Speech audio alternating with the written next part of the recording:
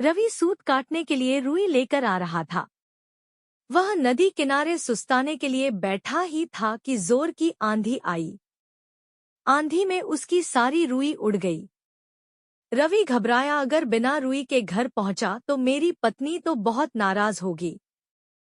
घबराहट में उसे कुछ न सूझा। उसने सोचा, यही बोल दूंगा, फुर्र फुर्र। और वह फुर्र फुर्र बोलता जा रहा था। आगे एक चिड़ीमार पक्षी पकड़ रहा था। रवि की फुर्र फुर्र सुनकर सारे पक्षी उड़ गए। चिड़ीमार को बहुत गुस्सा आया। वह उस रवि पर बहुत चिल्लाया, तुमने मुझे बर्बाद कर दिया।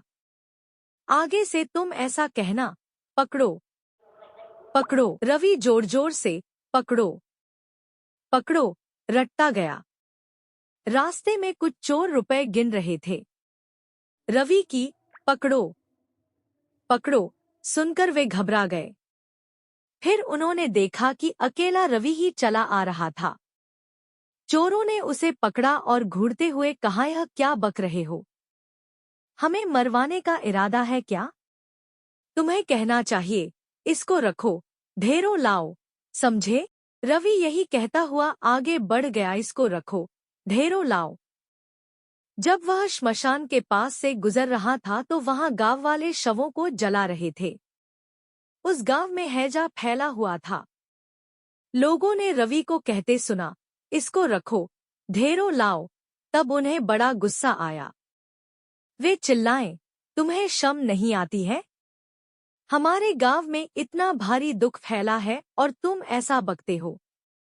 तुम्हें कहना चाहिए, यह तो बड़े दुख की बात है। रवि शर्म से पानी पानी हो गया।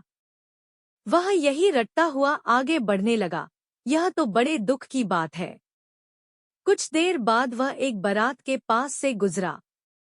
बारातियों ने उसे यह कहते हुए सुना, यह तो बड़े दुख की बात है, यह तो बड़े दुख की बात है।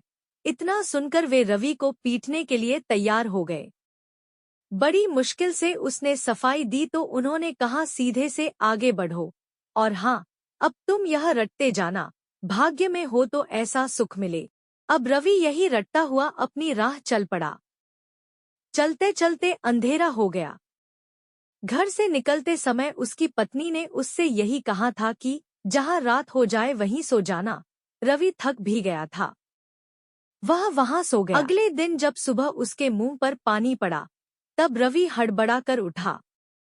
आंखें खोली तो देखता ही रह गया, यह तो उसी का घर था और अभी अभी उसकी पत्नी ने ही उस पर पानी फेंका था। रवि के मुंह से निकला, भाग्य में हो तो ऐसा सुख मिले।